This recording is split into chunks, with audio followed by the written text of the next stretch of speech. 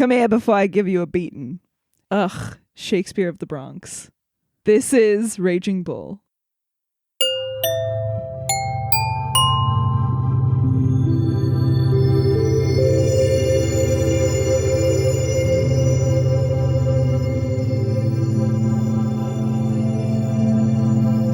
Come here before I give you a beating in a romantic scene is crazy. It's great. Hello. Welcome to Seen and Heard. Hi. This is the podcast all about the Sight and Sound greatest films of all time list. I'm Greg. I'm Jackie. And we're ping-ponging back and forth on the list. This week we have arrived. What number is this? This is number 53 on the 2012 list. However, it's number 129 on 2022. It dropped off the top 100? This movie dropped off the top 100, but Goodfellas, which was previously not on the list in 2012, is now number 63 on the 2022 list. So it's like they replaced this movie with Goodfellas. Wow, interesting. On the AFI list, not that we talk about the AFI that much, but it's number 4. Wow. Okay. Before we get into the film this week, though, Jackie, is there anything you've been watching of note? Not really, honestly. Yeah? I've been watching a lot of TV. What TV? Twin Peaks, actually. Oh, how far are you in Twin Peaks? I have like one episode left of the last season. Oh, I mean the first season. I'm sorry. I have one episode left of the first season. Wait, so you've watched like 5 episodes? 6 or 7? Wait, Wait, when did you start it? You know, I started it months ago, but then I took a pause. And then when David Lynch died, I was like, let me finish this. You still got some... I still got some ground to cover, Yeah. but I'm almost done with the first season. Cool. And then, yeah, I've been watching more Gilmore Girls. It's so funny. Like when I want something nice and comforting, it's Gilmore Girls. And then when I'm ready to get back in action, it's Twin Peaks. Sometimes Twin Peaks can be comforting too. Yes, it can. It can. It's not the most distressing yet. And then when I'm not in the mood for anything, I watch Sex and the City. That's kind of been my routine for the past week. I don't know why. Nice. I really haven't seen anything, I don't think, except this movie. Well, that's something. What about if you're going to see one movie in a week? Yeah. I've seen a couple interesting kind of oddities. I did see Love Affair, which is the original of Affair to Remember. So Liam McCarey remade his own movie into an Affair to Remember. Oh, interesting. Which, you know what? I have not seen an Affair to Remember. It's so good. So I started with this one, the original, that has Charles Boyer. I love him. And Irene Dunn. It's good. It's good. I saw a movie called Panic in Year Zero, which I think was the only movie that Ray Milland directed. And he's in it. And it's about a nuclear fallout in Los Angeles. And like this family that's going on a fishing trip and they have just left the city. And then like they see flashes.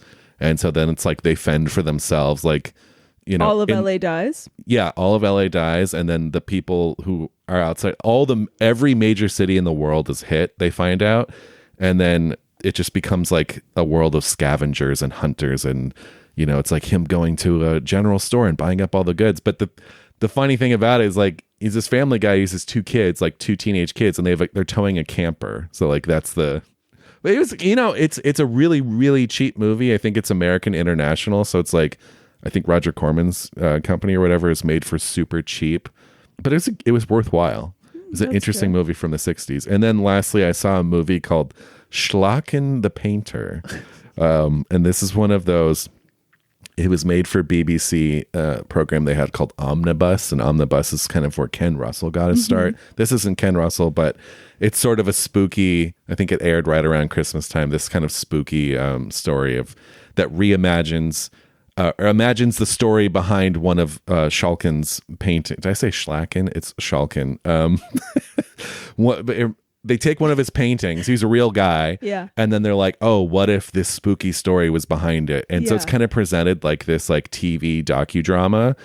But then they start getting into some supernatural stuff. And it was beautifully shot. And like the aesthetic of it is just perfect. Cool. So yeah, it was worthwhile. Yeah. Was the Ken Russell Mahler movie, was that made for TV? No, that's theatrical. That's theatrical. So which ones were made for TV? Oh, so many of his composer ones. Composer ones. He did one on Elgar for TV. He did one on Debussy for TV, and he did one on, oh God, what's the guy's name? The best of all of them is one called Song of Summer. Delius. Did one for Delius that was made for TV. That is one of the best Ken Russell movies. Wow. So, yeah, highly recommend Song of Summer if you can see it. Here we go. Well, I think we're both excited to talk about this movie. Let's get right into it. From 1980, this is Martin Scorsese's Raging Bull.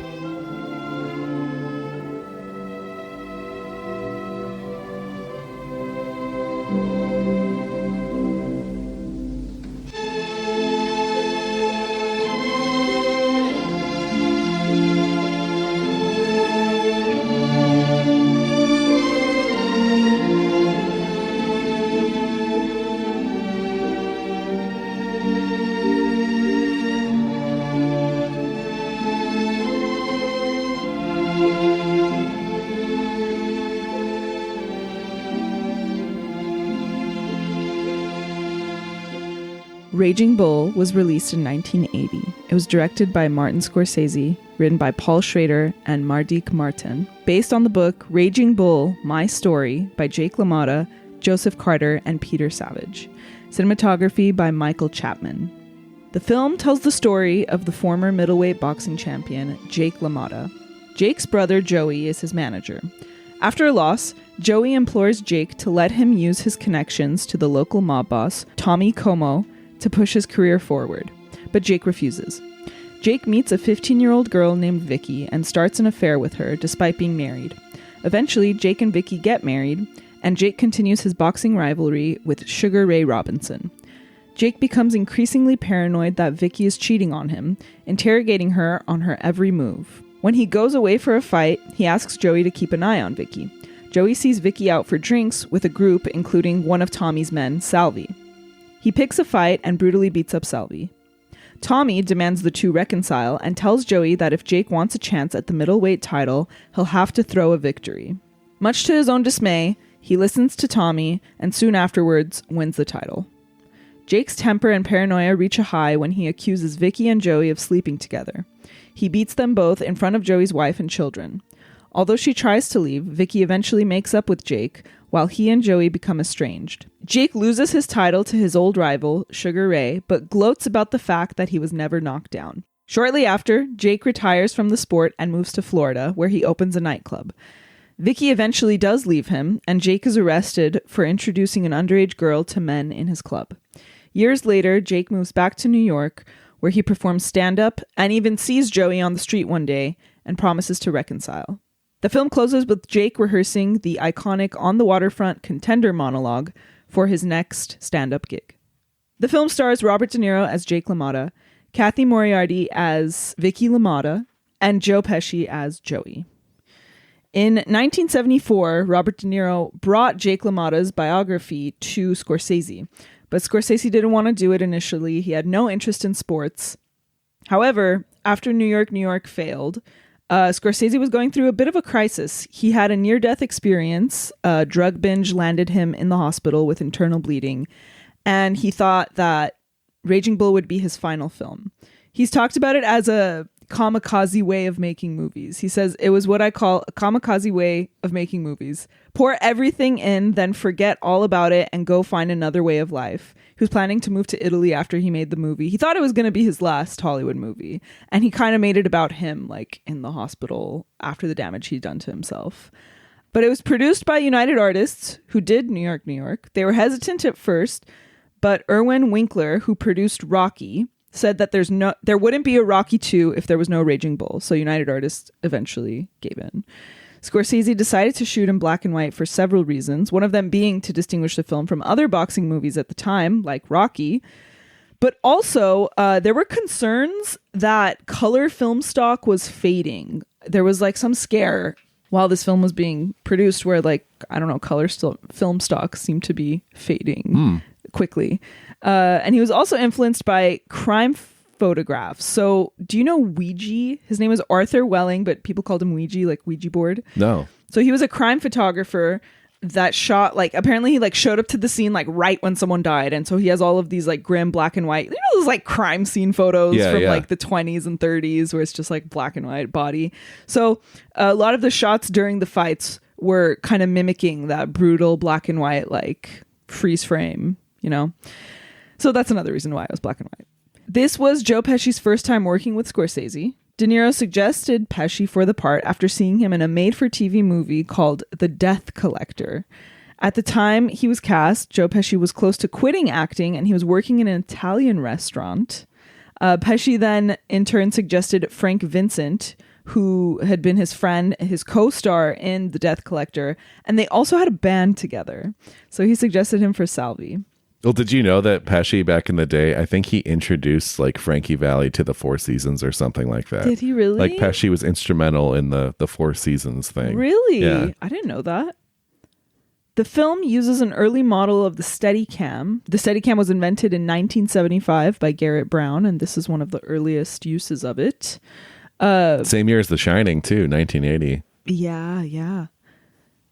Frank Warner, the sound designer, has said that the impact of each of the punches, he created the sound from 7 to 11 different sounds together. And they included water, saliva, bones breaking, and a side of beef being hit. Nice.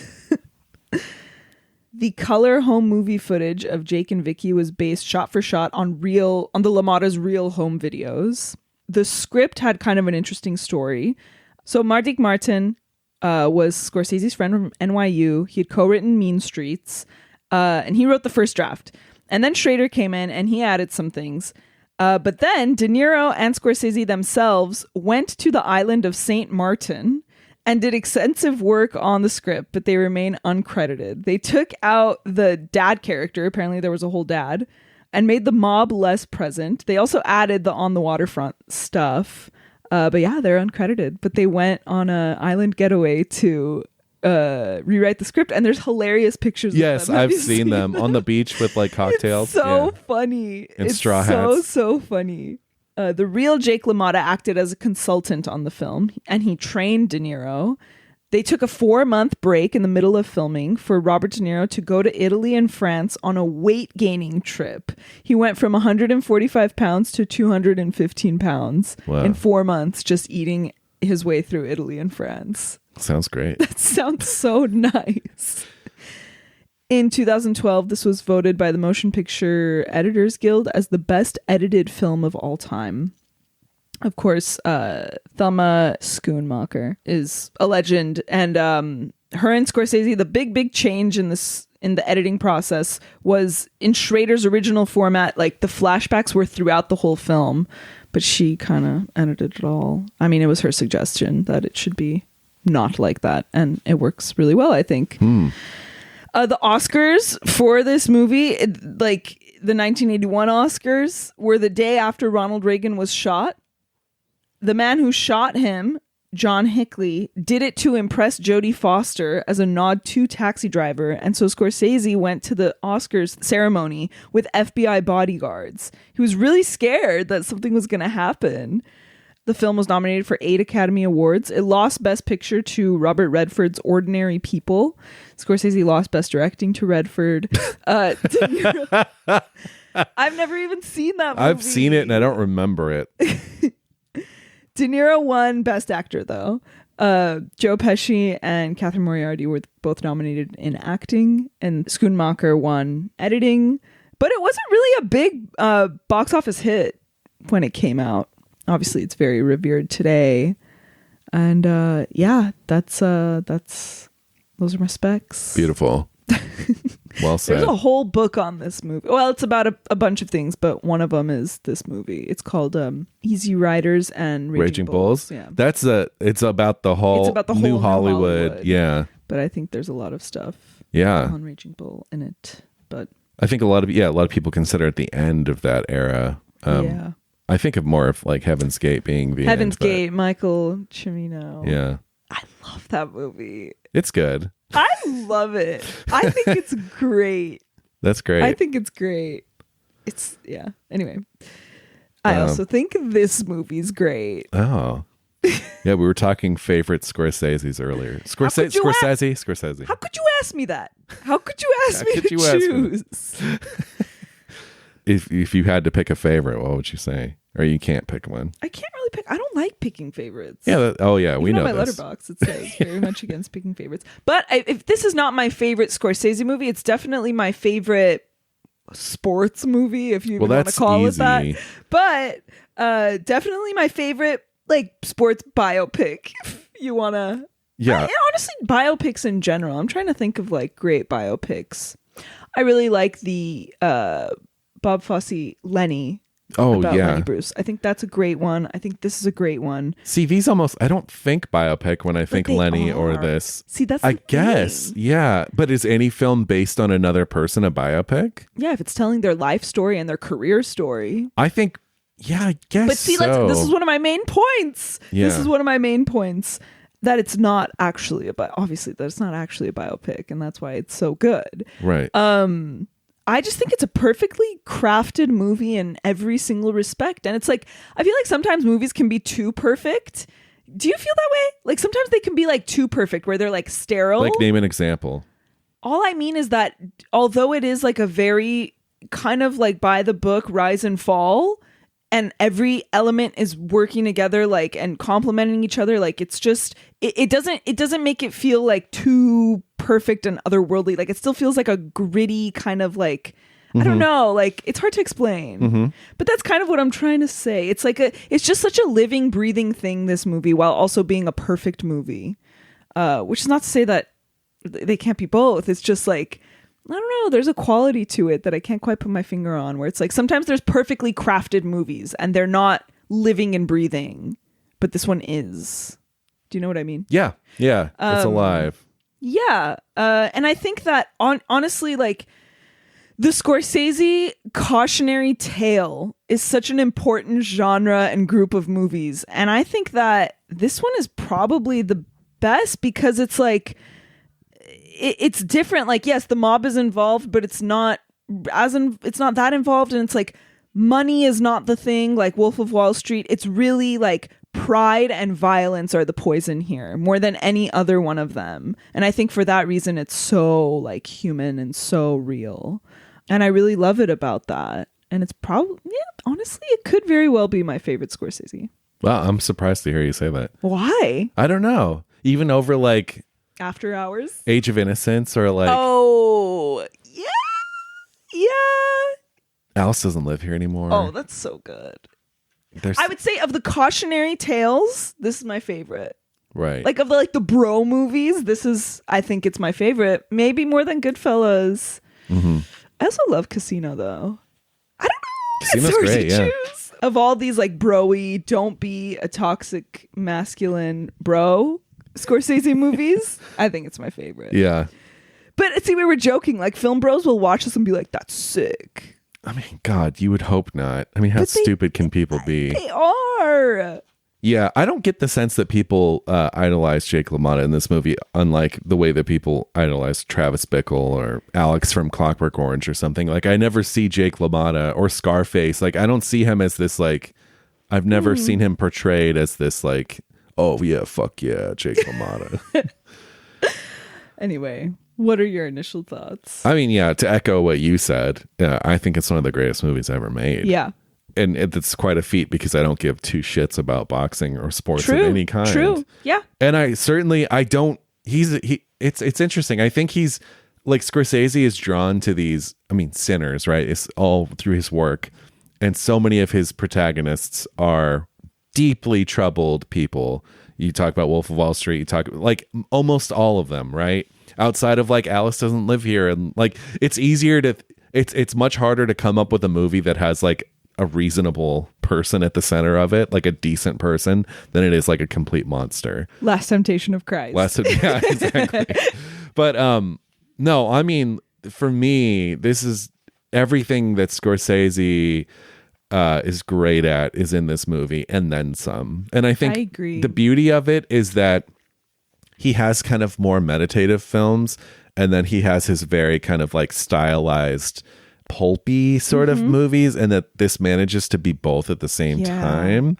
And I think the contrast, like you so feel in this movie that Scorsese is making this final statement. Like, this might be my last movie I ever make, and let's just put everything, the rest of myself in this movie. Yes. And you just feel it. And he's such a ridiculously talented person that when he goes all in like this, it's just like, stand back because the fireworks are going off. Yeah. I mean, what's there to say? I just think it's like, you know, I think it's my favorite of his, I think, with Goodfellas, but I think it's like a more perfect movie than Goodfellas is. Yeah. But it's because of how expressive it is compared to some of his other work. While you still have all the like typical Scorsese aplomb of like his golden era. And he's definitely like moved away from this now. Like we saw with Killers of the Flower Moon and his last few, like he's moving away from like like Silence. He's moving towards this kind of like, him and Thelma are like very deliberately paced kind of like stories that really take their time being told.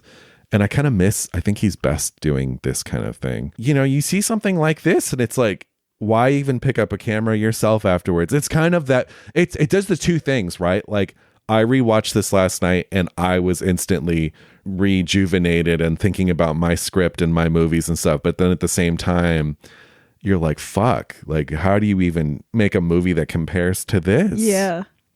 So, I mean, it's just perfect casting all around. Yes. The character is a completely deplorable piece of shit, but like such a fascinating one. And, you know, I think just as the movie about toxic masculinity, I don't think there's been a better one made. I agree. And I think as a stand-in for this like 20th century kind of like working class New York kind of like tough guy. Yeah. Violence is all he's ever known. Yeah, no, exactly. But it's just, it's God. It's just so. It's so good.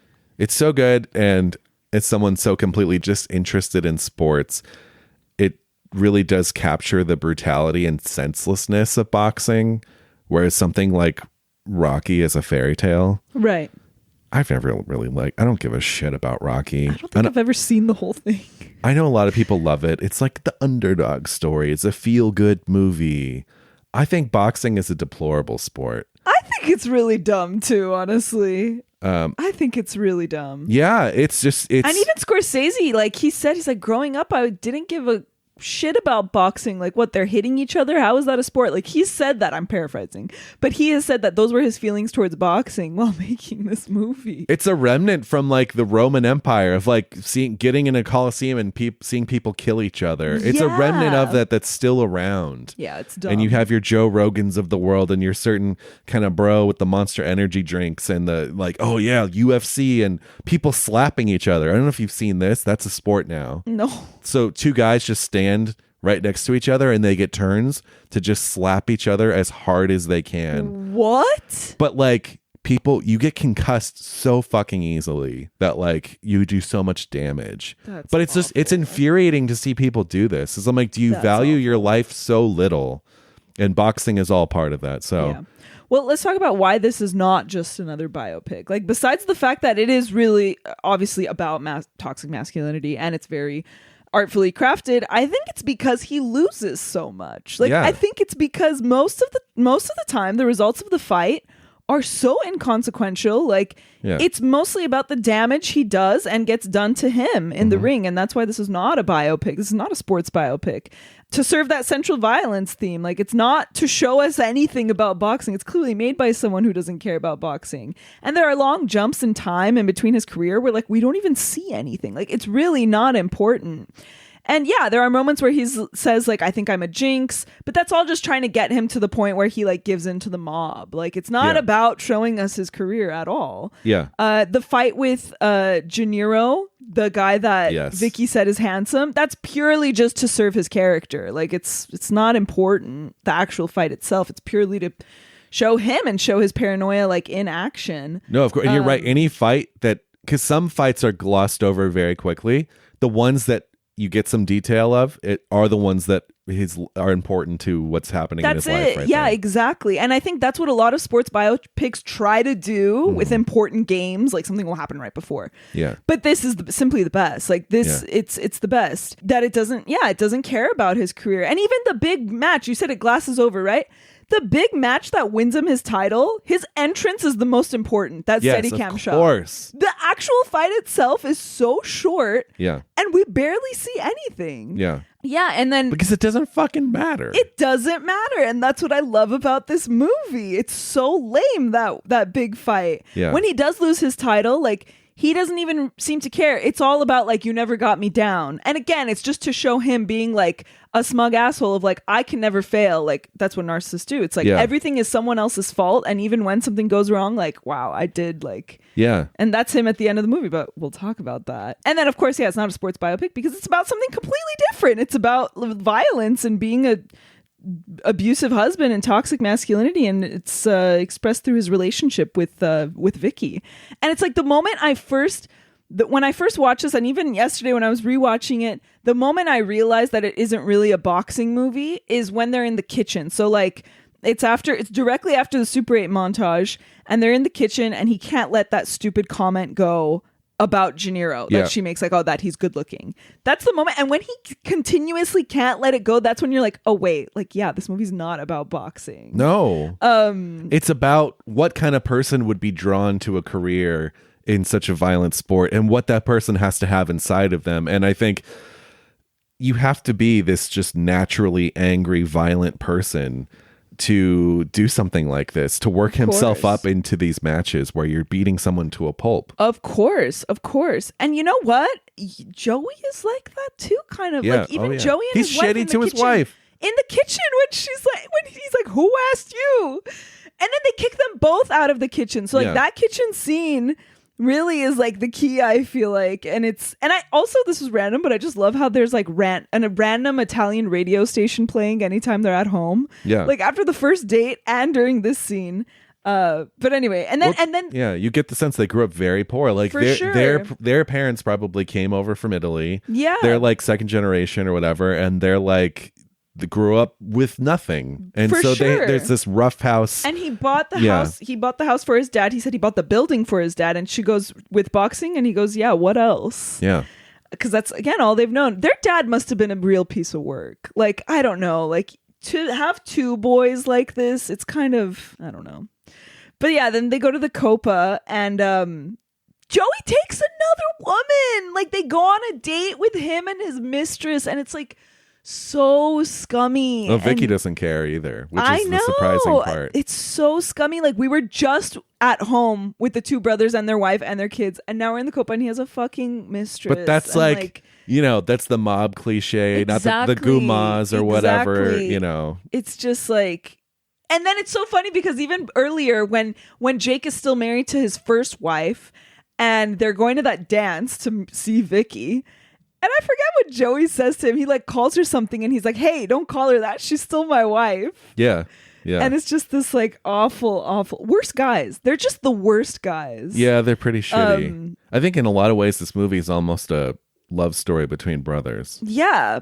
But then, you know, Joey is bad, but I think as the years go by, after the whole Salvi thing, like he does kind of change, and I think he does kind of lighten up.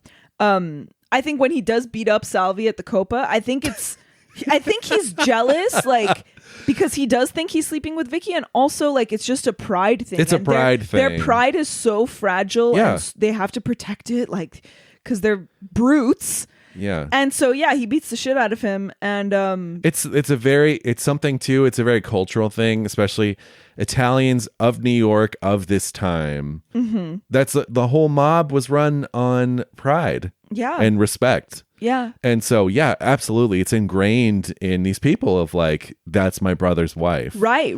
I do want to point out though, the actor Frank Vincent who plays Salvi, this is the first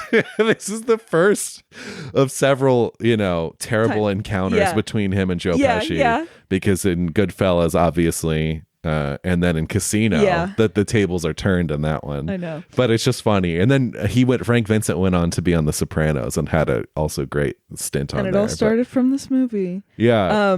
But I don't think they ever slept together. Like, No, they didn't sleep together. No, I don't think we're so. We're all in agreement. I think Vicky was completely faithful. Not that it matters because she shouldn't have been, but I don't know if she was completely faithful, but I don't think she slept with Joey.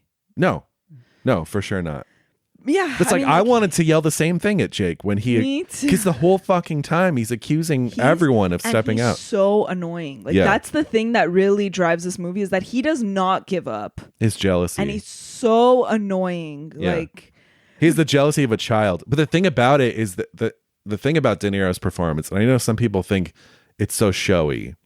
And it is big and it's physical, literally physical, and him slamming his head against in the jail cell and him gaining the weight. Like when you think of an actor going to an extreme, I always think of him in this movie. Yeah.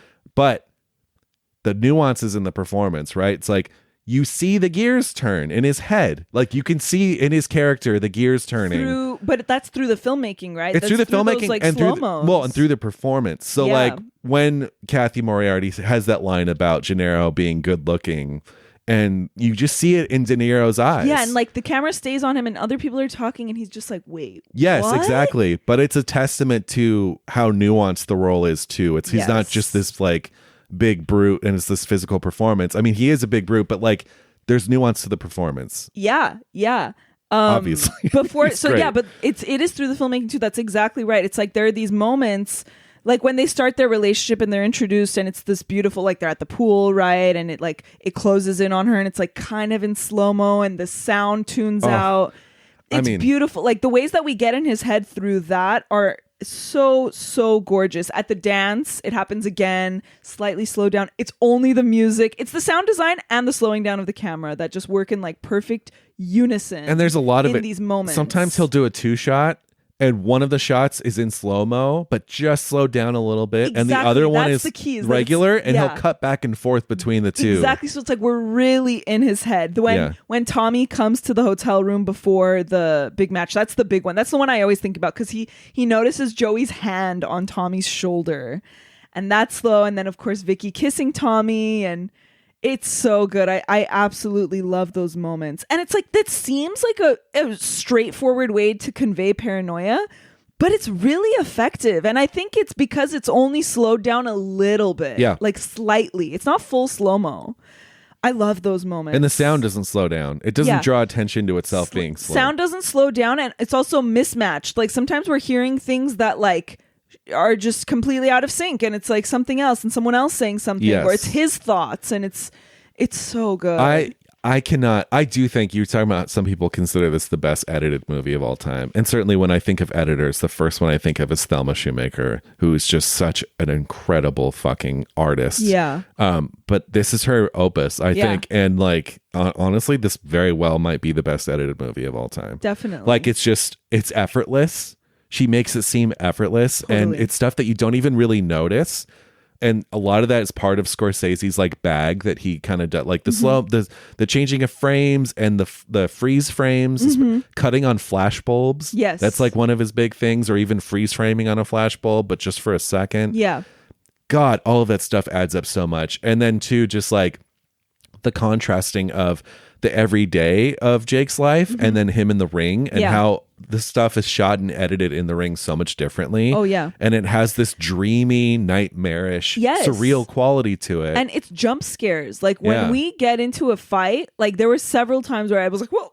Yeah. Like really, it scares me like when it happens. So like as the fights progress, they descend more into hell. Yeah. And so like he uses the sound design in the fights too is like animalistic. Yeah. It's like beasts or something. It's crazy. And they would light a strip of flame underneath the camera so that the heat would do that, you know, cool effect. Yeah. Spike Lee did that too and did the right thing. Yes, he does. But yeah, my God.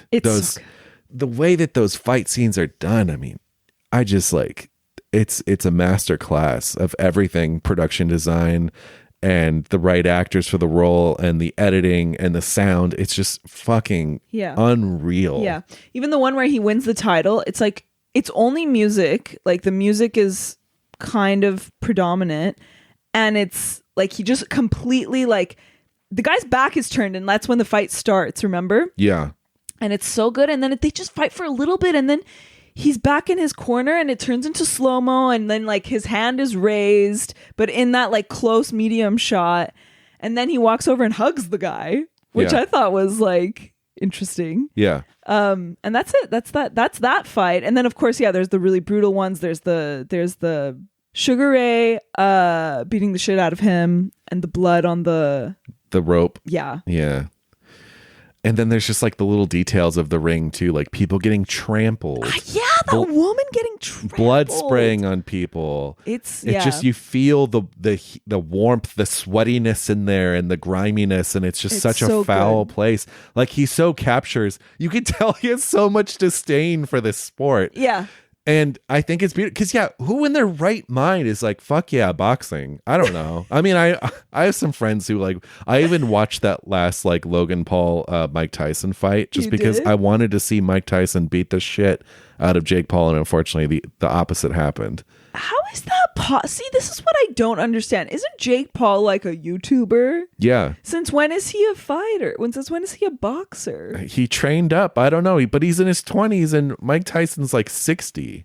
Oh, I guess. So it's not fair. But before we move on, can we just talk about this first date?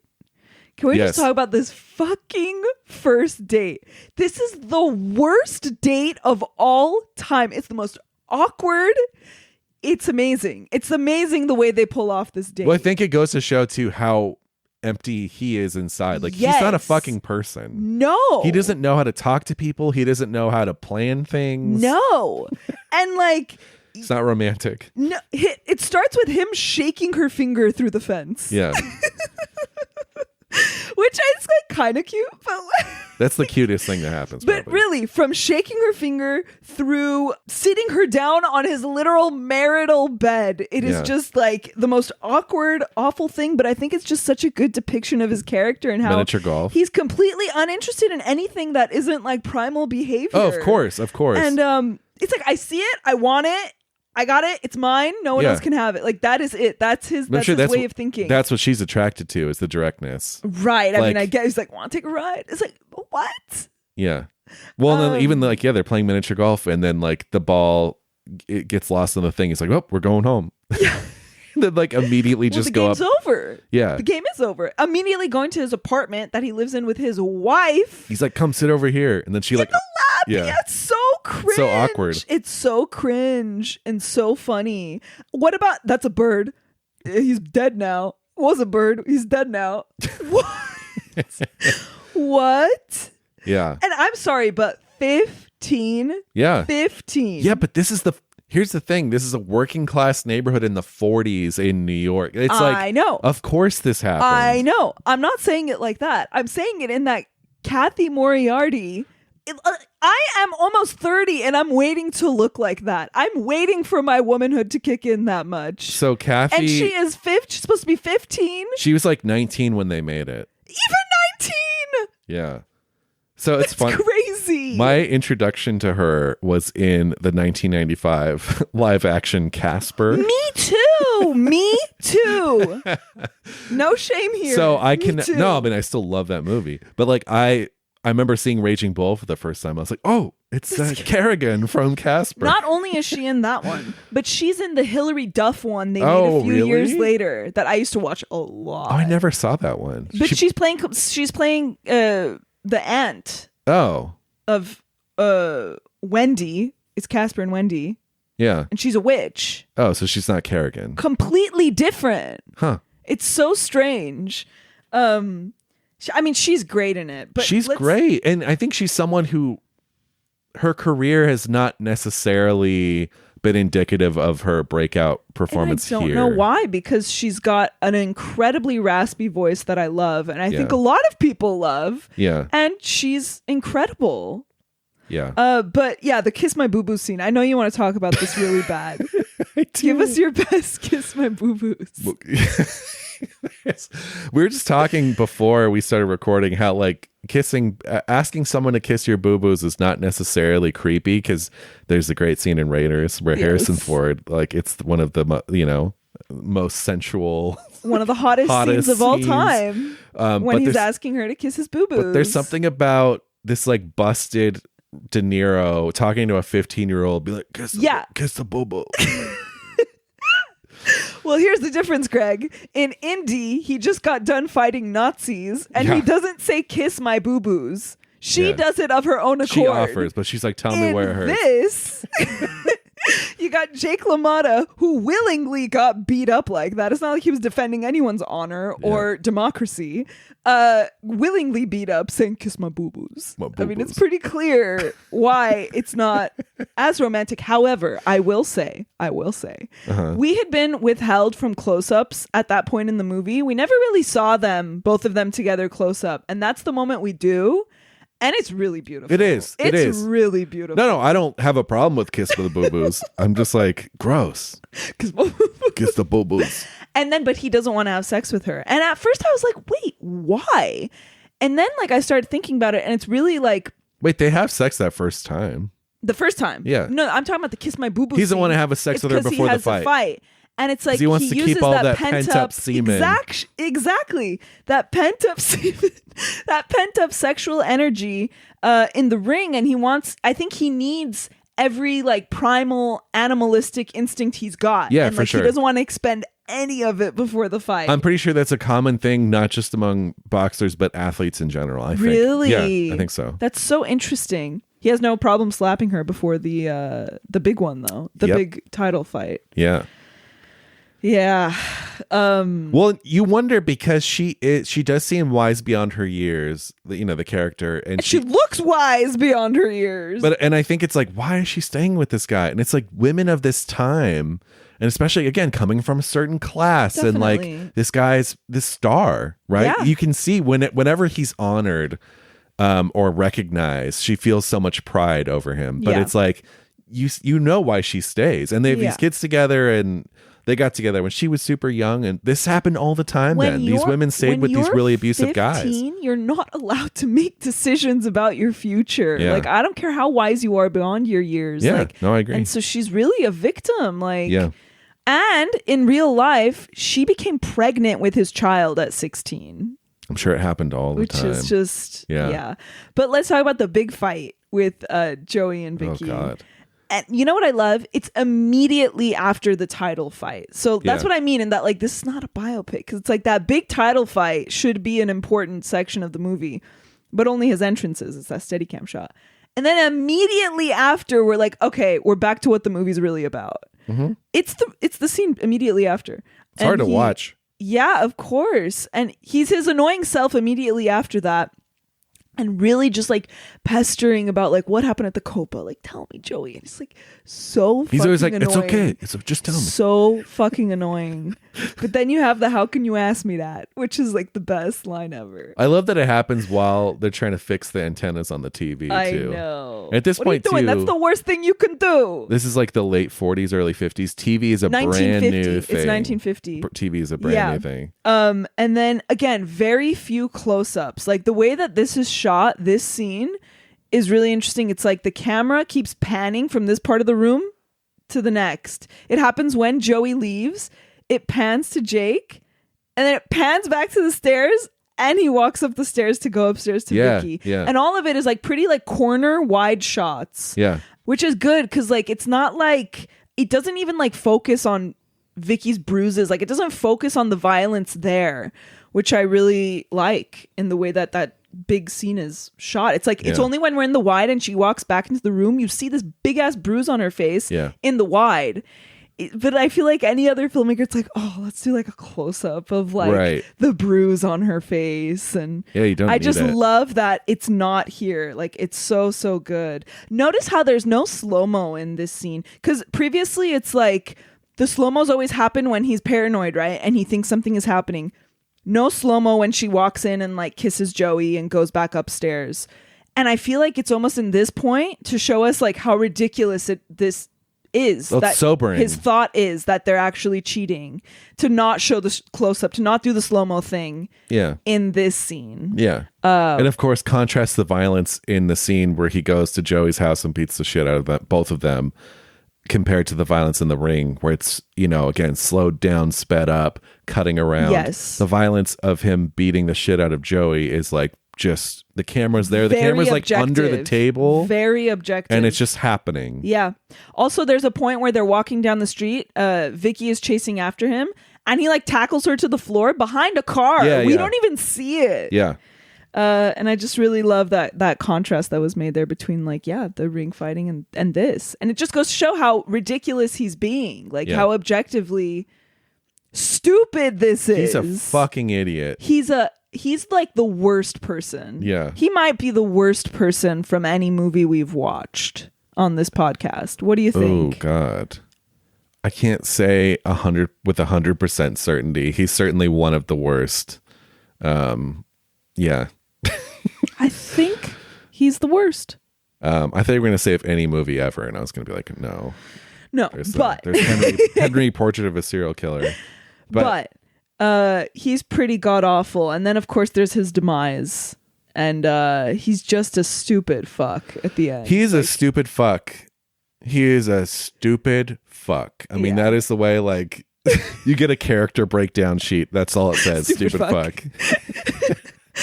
And Joe Pesci seems much smarter in contrast, but is also kind of a stupid fuck himself. Right. But that's what I mean. It's like, I feel like as the movie progresses, the Joey character becomes a little more mature and a little more put together. Yeah. I want to take a second too to talk about Joe Pesci, because he's kind of playing against type here. I mean, he's not type. This is his big breakout, but this is not what you think of when you think of Joe Pesci. And I think he does it so beautifully. Good. And there's a scene, that big scene where they're trying to watch TV, and it's, it breaks out, and De Niro's got the sandwich in his hand, and it escalates. Keep eating. But when he asks about the Copa, what happened at the Copa, and then Pesci starts lying. He's like, "What? I told you. I just had to slap him around." You can just tell that the Pesci character is lying, and he's not lying very well. Yeah. And it's just like, whenever you get that from an actor, it's making it obvious. nuanced. Yeah, like the actor's lying, right? Because they're playing a part. But he's also the person is lying. So exactly, like he's the way to do that so naturally and so well. Yeah. It's great. It's so good. And he's not being super obvious about it either. It's like just the perfect amount. But yeah, the Pesci role, it's great. And the two of them together, obviously, I mean, they've been paired together so many times because they're magic together. Yeah. But two as these just like, dumb fuck losers. Brothers. But let's talk about Jake LaMotta kind of at the end of the film. Yeah. I think without that last section, I think it's a good movie, but I think the whole last like 30 minutes make it like a masterpiece. I love when you say that about movies. You've said that a few times about a few movies. Yeah. You know what you said it about? What? Most recently? The Snowman. You're like, it's a good movie, but that ending. Oh, for sure. A great movie. Yeah. No, you're absolutely right. No, and not to diminish. I'm just saying if this movie ended with it when just he retires, it would be like, okay, that's really great. Yeah. But I think that the nightclub section, the Miami section, such a loser. A fuck. Like he's the worst. I like that the movie changes speeds. I love it. And I also love that it's just like, okay, when he's in prison, right? When he's been arrested and he's punching the wall and he's saying like, I'm not that bad. I'm not that guy. I'm not an animal. Yeah. And you're like, same year wait as a Elephant second. Man. Same year as Elephant Man. Wait a second. Vicky was 15, dude. And you were 24. I think I looked this up. He was like 24. She was 15. And you're saying you're not that guy. Like, of course he doesn't believe. I know, but it's just like, it's the fact that he is so naive and just like so not self-aware about himself. Like, that's what's crazy. And that's what narcissists are, really. Like, they have no idea and they're never to blame. Yeah. And that's him. Yeah. Even the on the waterfront scene. He's reciting the on the waterfront scene and completely misinterpreting it, because in that one, it's true. It was the brother's fault. He could have been a contender.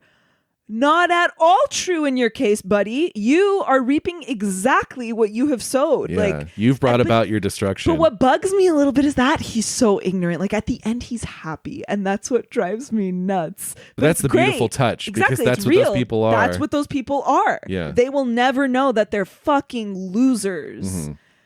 Oh my God. What's funny too about the nightclub portion, the Miami portion, is that nothing really indicates that he's gonna become, that he wants to be this kind of like center of nothing. like this jokey can even put two words together. No.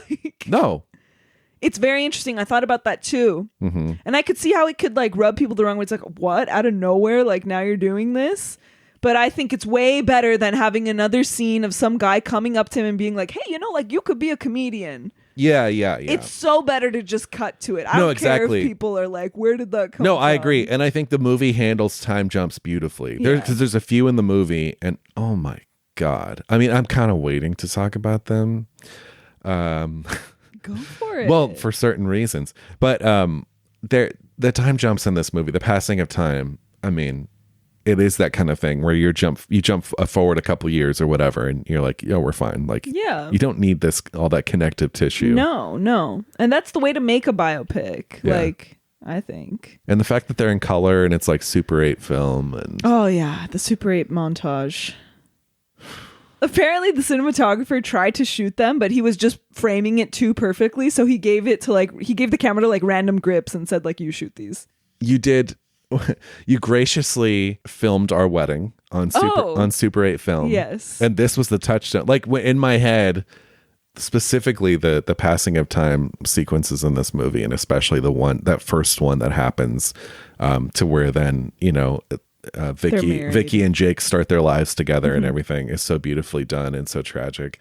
It's so this like super tragic that inspired your wedding video. But aesthetically, I think I told you too, I was like, oh, the Raging Bull thing. Like that's the inspiration for this. Yeah. Like that's the touchstone. But it just sucks because that's my old camera. I've since bought a new one that's much better. Oh, really? It captures light better. Yeah. I'll just get married again and then refilm it.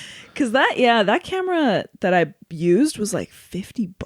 I mean, the footage looks great. The footage looks, but like, I don't know. Certain things bug me. I mean, it doesn't take in light. Like it just can't, like you need to like excessively light a room to even get a shot on that camera. But that's part of the charm, I think. I guess. Or focus. I couldn't even focus. Yeah, but part of the charm. Look at the sequences in this movie. Yeah. But God, I think, they're it's just beautiful. Incredible. And the music. He uses all the music from, God, I'm blanking on the composer's name. Who they use his theme for the main theme of the movie. I forget the composer's name, but it's just some of the most beautiful music. We didn't talk about the first thing we see on screen. Oh God, yeah, the opening credits. Yeah, I mean, that sets the tone right there. But it's so interesting because that starts. You have him in the ring, just like slow-mo punching, whatever, and there's cameras and stuff. And then it's immediately future Jake. Yeah. And it's so funny. But it works so well. But yeah, what a ending. What a way to go. I love too that just aesthetically, Florida could not be more different than New York. Mm-hmm. And there's suddenly sunshine and there's like palm trees in this movie. Big streets. And they have this big house, this kind of, like ranch style house. And so like, it's just, it's a nice cap in the way that Goodfellas too, like the last, third of that movie becomes a different movie in the same way this kind of does too. And I really like it because you almost feel like you're getting this extended epilogue. Well, it really tells a long life story. Like this is like 20 years. It spans 20 years. But Goodfellas too, like you end up in the 80s in Goodfellas. Yeah. And it like starts in the 50s or 60s. Yeah. Yeah. Yeah, absolutely. But it's so funny because the last thing we hear is on the waterfront monologue. And then like he's punching whatever. And then before the credits roll, there's a dedication to Haig P. Manugyan, who was a professor at NYU. And he was Mardik Martin's and Martin Scorsese's professor at NYU, and there's a Bible verse, right? And it's a Bible verse about after like Jesus had given a blind man sight, and the blind man goes to the Pharisees and is like, I don't know anything about him. All I know is like now I can see, and before I couldn't. But the verse comes on the screen before the dedication to Manugyan, and so it's interesting because I was like, wait. What? Because we just heard the on the waterfront thing, and it's very clear that this like Jake is not understanding what that is. And then it cuts to this very profound Bible verse about being able to see. And it threw me like before the dedication came on, but even after the dedication came on, I'm like, that's a little weird to like put that right there, right after we saw this guy like completely. To be completely honest, I don't think it should be there. Yeah, it's a little much. I mean, it's his movie and he can put whatever he wants in there, but it does feel a little, because obviously Scorsese, you know, famously it was almost a priest instead of a filmmaker. Like that was almost a path he took. So it's like the themes of Christianity and religion and all that and faith like run through all of his work, but I think like it's already there here without having to put the Bible verse. But I don't think it has anything to do with the movie. I think it's just for their teacher. No, exactly. Of like their teacher gave them light, like the ability to see and like, really see. But it's like right after the movie, it's a little, you're right, it is a little, it's crazy. I tried to find an obituary about Manukyan, but it's against the paywall of the I hate that shit. New York Times. But it's crazy that at that time, I mean, obviously he's an Armenian American, a professor at NYU. Like, how did that happen? That's what I want to know. And Mardik Martin, also Armenian. So two super Armenians went into the making of this movie, I guess. Yeah. But no, I couldn't find anything on him, unfortunately. But I do think that it is a little weird that verse right there. It threw me off a little. Yeah. Because I was like, wait, did I miss something? What do you think about LaMotta being the consultant on the movie? So I looked it up and I was like, wait, was he happy about the movie? And apparently he didn't like the movie. And it took years later for him to realize like, okay, yeah, I did fuck up. Like it took him years. I think it's kind of crazy that he's a consultant on the movie when it's clear the movie is clearly just showing us just how awful he is. I would be terrified as Scorsese like making this movie. Me too, but I guess he had De Niro behind him and it's like, I don't know, De Niro's one of those people that it's like, if he's around, I feel safe. Not that I've ever been in the same room as him. But like, I don't know. He's not even that tall. I just love him so much. But apparently when they were trying to sell the movie to United Artists and trying to convince them to do it, there was this whole conversation about how they said, we don't want to make a movie about a cockroach. And Robert De Niro was like, he's not a cockroach. And apparently the people on the United Artists side felt that comment really helped Martin Scorsese and De Niro change the script in a way. Like they saw that as like a victory of like, ooh. You know, but it's interesting that De Niro was like defending him and being like, he's not a cockroach. Well, as an actor inhabiting a role, I think you always have to buy into that yourself. Of course. Because otherwise, like, how do you portray the character? Because Jake LaMotta in real life doesn't think he's a cockroach. Exactly. So De Niro playing him can't think that either. And also the real Vicky LaMotta, I don't know, there was some conversation where Jake was like, was I that bad? And Vicky was like, no, you were worse. Yeah. So I think one of the saddest moments in the movie, outside of his prison cell breakdown, which is like, man, that's wild. I can only imagine. Hopefully they didn't do that many takes of that, because I'm sure even though the wall is padded, like De Niro could have easily got concussed slamming his head against the wall like that. But outside of that, the scene where he goes to Vicky's house and like takes the champion belt out and starts hitting it with a hammer to get the jewels off, and then takes it to the pawn guy, and the guy's like, you should have come to me first. Yeah, like he's just such an idiot. Yeah, he's really dumb. He's so stupid. So stupid and gross, like in the club. Ugh. Yeah, he's gross through this whole, even when he's like in shape in the beginning, he just has such a gross vibe that like kiss the boo-boo. I don't know. Oh man, should we do sight and sound? Let's do it. I have a combined sight and sound. What's your favorite sight? Okay, my favorite sight actually happens really early on in the movie, and it's there's so many beautiful shots in this movie, and we talked about so many of them, but the organist playing in the first fight as all hell breaks loose, and then it cuts to her and she's on this pedestal and she's just playing. Yeah. And it's just a beautiful high contrast black and white shot. I just love it so much. It's fantastic. It's a beautiful shot. Yeah. And the fact that she's playing and like people are getting trampled. But yeah, it's kind of this is me being like very philosophical now, but it's kind of what boxing is all about, right? It's like, here's this showmanship. Yeah. And then like, but in reality, people are like getting hurt. The ugliness. Yeah. Yeah. That's my favorite side, I think. Nice. It's a great image. I mean, there's so many, but I love it. Yeah. What about you? Again, it's hard to pick. I have a sight and sound, but there's so many in this movie. There's that long tracking shot that follows him into the ring. Yeah. There's honestly, I love the scene where he's pouring the champagne tower. Yeah. And there's so much, but I'm going to go with, and seems like a cheat, but it is that whole like several minute first montage scene, the passing of time with the music in there, the Super 8, and with the music, and it makes it tragic but beautiful. And I think this sequence is one of the best sequences I've ever seen in a movie. Wow. Yeah. So here's a little clip.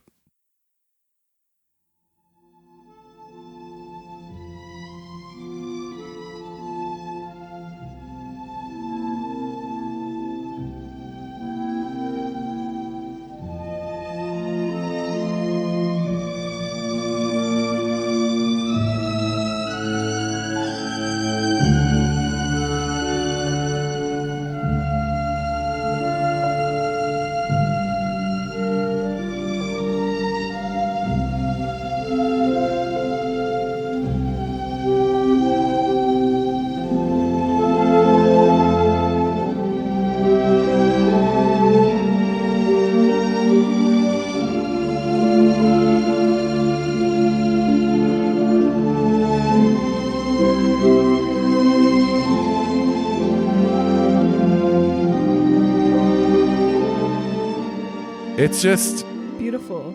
It's beautiful. That scene just lives rent free in my head all the time. But on the Criterion, they use that as the menu. Like that's like the menu is like that montage, and I kind of wish they didn't because it kind of ruins it a little bit. And like before you even watch the movie, you're presented with it.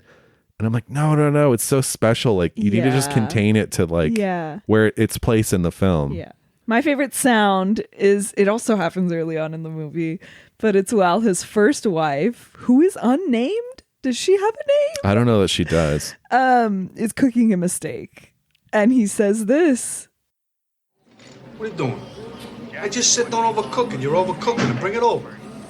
You want your steak? Bring it over. Bring it over.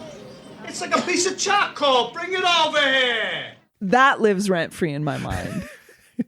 It's a classic De Niro in a Scorsese movie line. Yes. Bring it over here. That's history right there.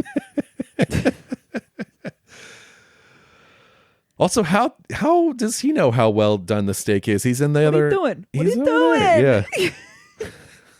If you overcook it, there's no point. It defeats its own purpose.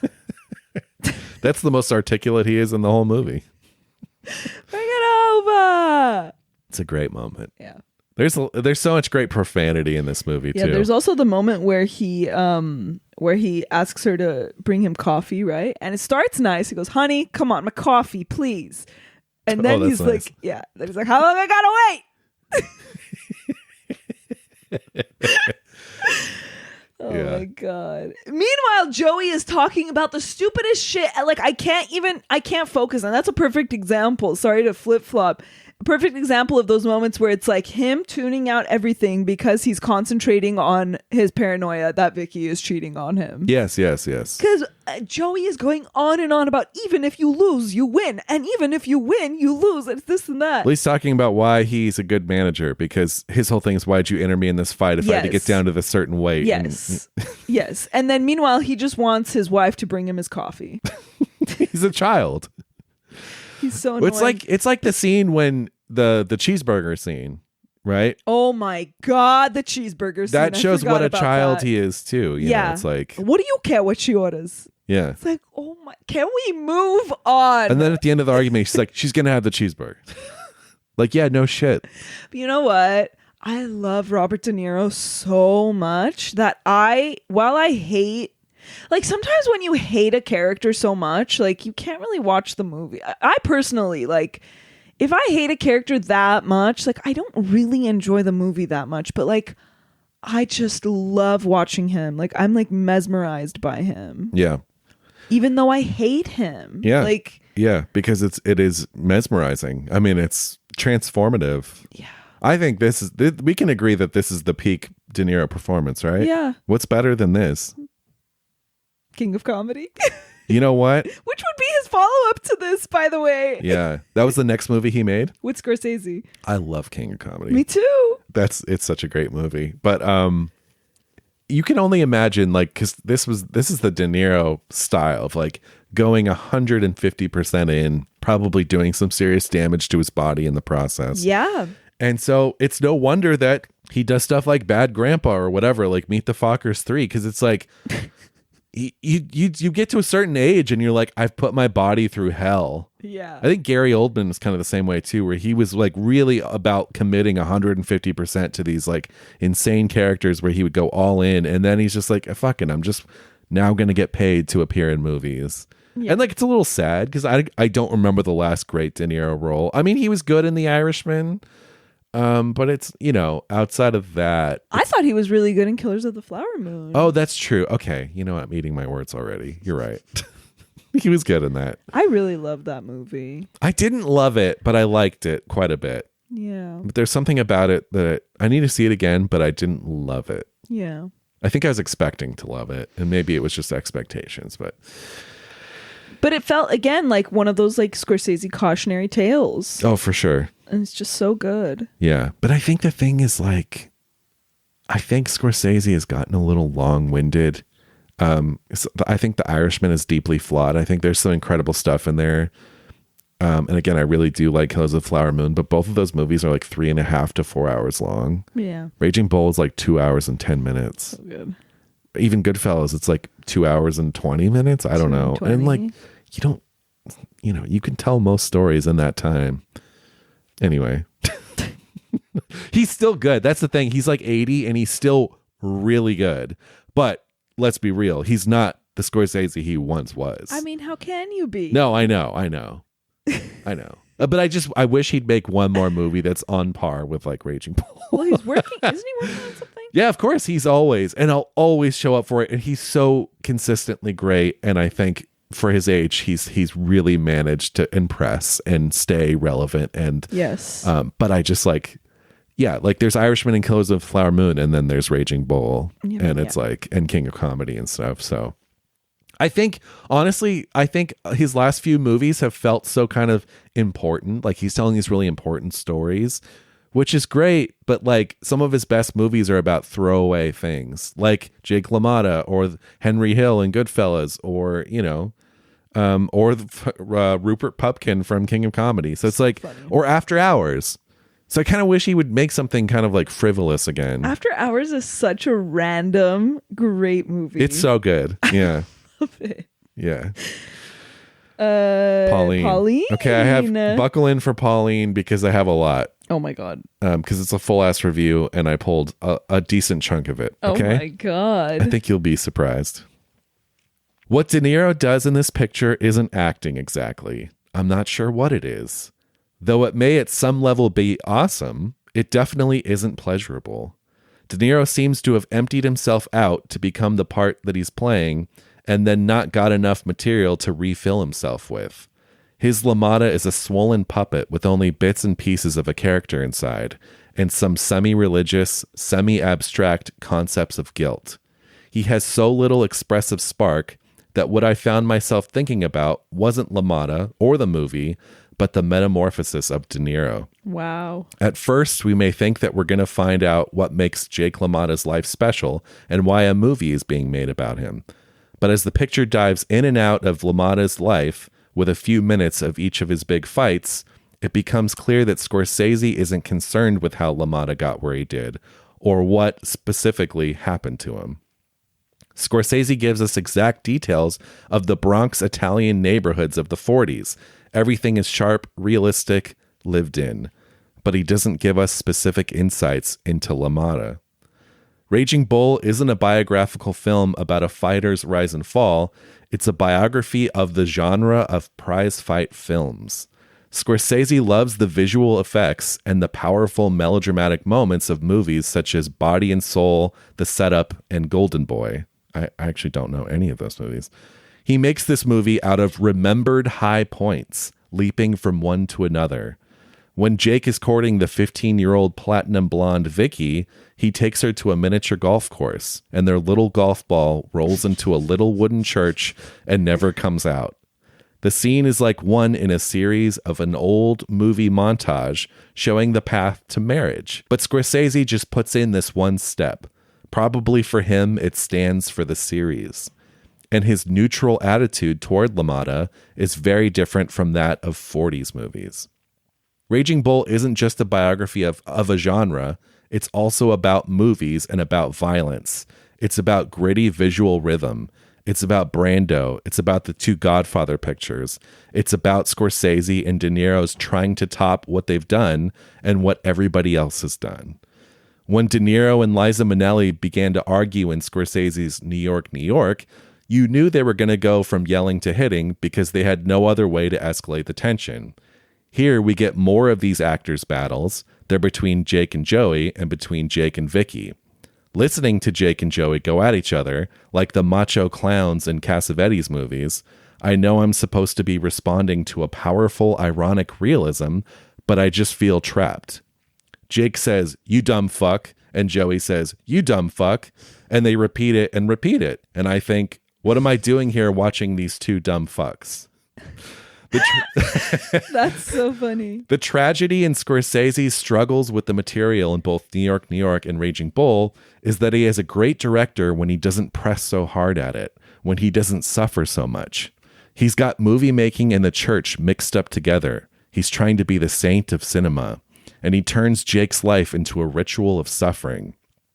In the middle of a fight, Jake is sponged by the men in his corner, and he has been injured so much that the water is dark. They're washing him in his own blood.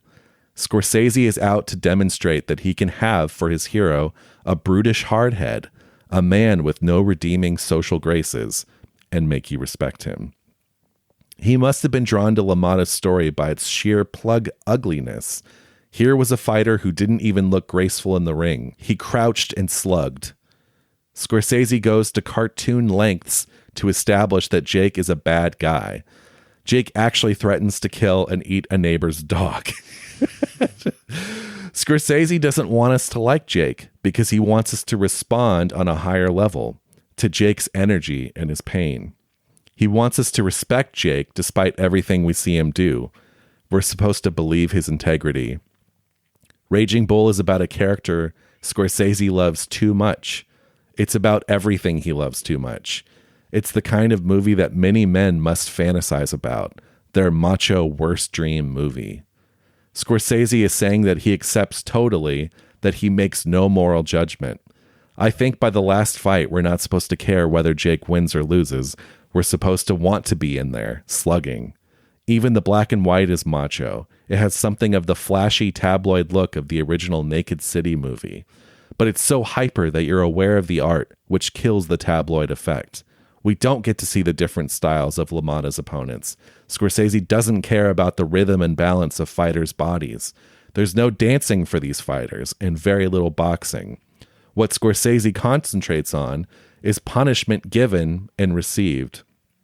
He turns the low-down effects he likes into highbrow flash reeking of religious symbolism. You're aware of the camera positions and of the images held for admiration. You're conscious of the pop and hiss of the newsmen's cameras and the amplified sound of the blows, the sound of pain. Scorsese wants his B-movie seaminess and spiritual meaning too. He wants a disreputable, low-life protagonist. Then he suggests that this man is close to God because he is God's animal. By removing the specifics or blurring them, Scorsese doesn't produce universals. He produces banality. What we get is full of capitals. A man fights. A man loses everything. A man bangs his head against the wall. Scorsese is putting his unmediated obsessions on the screen, trying to turn raw pulp power into art by removing it from the particulars of the observation and narrative. He loses the low-life entertainment values of prize fight films. He aestheticizes pulp and kills it. Raging Bull is tabloid grand opera. Jake is the brute life force, and the picture ends as he experiences a surge of energy. It's a Fellini-esque ending. Life goes on. The picture is overripe, ready for canonization. An end title supplies a handy biblical quote. Wow. The girl hated it. That is very Isn't it surprising. something? I had to include that much because her thoughts were so extensive and so fascinating. But she almost touches on what you said, Greg, because you said in the beginning you like that it's a mixture of like art and his like very showy, gaudy style. Yeah. Which is kind of what she said. Yeah. But she's kind of down on it for that reason. She's like, the movie is, you're too aware of the style of it. Yeah, but I don't really see that. Also, it seems like she thinks that he is, she said like he's praising him for being God's animal and like saying that he is close to God. And I don't think that's the case. No. And I think she's, Oh, sorry. Go And ahead. the Bible verse at the end, I mean, we talked about it. Yeah, it might be a little misplaced, but I don't think it is relevant to the movie at all. Yeah. Yeah. I think too, there's a certain like, she's so hung up on Scorsese's relationship with LaMotta as a character. I think the movie says more than enough, and it's in the right place. Like, it is this interesting mix of like, obviously Scorsese is like, this is a sinner. In his every film he makes, it's about sinners going through it. But you never once get the sense that he's letting him off the hook, or he reaps what he sows 150%. Yeah, definitely. And like even Scorsese, because he was hospitalized, like he made a film about doing damage to yourself. Like that is kind of what it's about as well. And it's like, I don't know. Yeah. I think he takes it to an extreme, like LaMotta. And so, no, I don't think that the movie's letting him off the hook at all. I don't know. I don't think so. It's a very strange, like, negative review from her. Yeah. Like, it's just, I think the movie's just much more simple than that. I think it's just showing us this, like, being macho is bad. Like, that's it. I think another film from a filmmaker I don't like at all, but The Wrestler, and I haven't seen it in a long time, but I think The Wrestler kind of captures, from my memory of it, captures some of that too. Like Mickey Rourke is you've seen it, right? I haven't seen it, It's another kind of great, I mean, it's not Raging Bull, but just movie about a super self-destructive, brute piece of meat. Yeah. And Mickey Rourke is really great in it. But yeah, not an Aronofsky fan, but the movie is like, I need to say that twice. You're so but there's something about self-destructive people are so fascinating, and I think they make great characters, because I think for those of us who don't have, like, I don't really have many self-destructive tendencies, and I can't relate to people who do. And so I always am fascinated seeing them on screen, because it's so completely different from my life. Like, every decision that Jake makes in this movie, I would not make. Right. But I just can't help but be interested in it, because it's a world I don't know anything about and can't relate to. And so. Right. I wonder if a narcissist sees this and is like, okay, now I recognize. I mean, Jake, the real Jake LaMotta, right? Like, he saw it and then years later came to the realization, oh no, like, I was bad. Like, yeah. So I don't think that I think that fact in and of itself kind of lets Martin Scorsese off the hook of any claims that he's, I don't know, romanticizing this person. I don't even know what she's saying exactly. Like, yeah. Well, and he's always gotten those criticisms. He's glamorizing the mob. He's glamorizing this life of crime or whatever. And it's like, no, watch the movie. No, like, it always ends bad. And we'll talk about it when we get to our Goodfellas episode. But I think that movie is very typical of like his kind of crime movie, because he does revel in the glamour of it, because you have, for the first part of the movie, because you have to understand what's drawing these people to this lifestyle. Yeah. But I don't think but then you always get the come down. You always get the come down. And the fact that in 2013, when Wolf of Wall Street came out and people were like, oh, this is he's just reveling in all this. I'm like, yeah, sure. If you think that, you're a fucking idiot. That Scorsese is just like, look at all this debauchery, how fun. Like, he's clearly not that guy. And if you think that way, you clearly know nothing about him. Yeah. Like, give me a fucking break. Yeah. This guy, this guy who's almost a priest. Yes.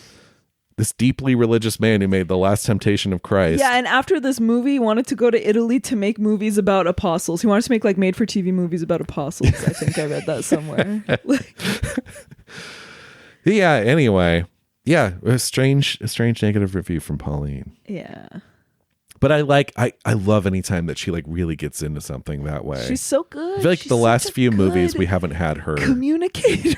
Yeah, she is. She's beautiful writer. Yeah, she's such a good writer that I feel like so dumb after we read one. I'm like, damn, why didn't I think of that? Yeah. Same. Letterboxd? Yes.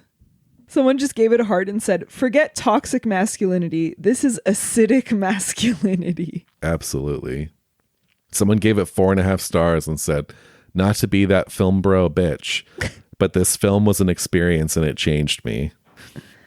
Yes. I mean, I wonder, yeah, this movie is not, this movie is not Taxi Driver in the way that it attracts film bros or even Goodfellas. I feel like it does though. I don't think it's as intense for some weird reason, and I don't know why. Because it's black and white.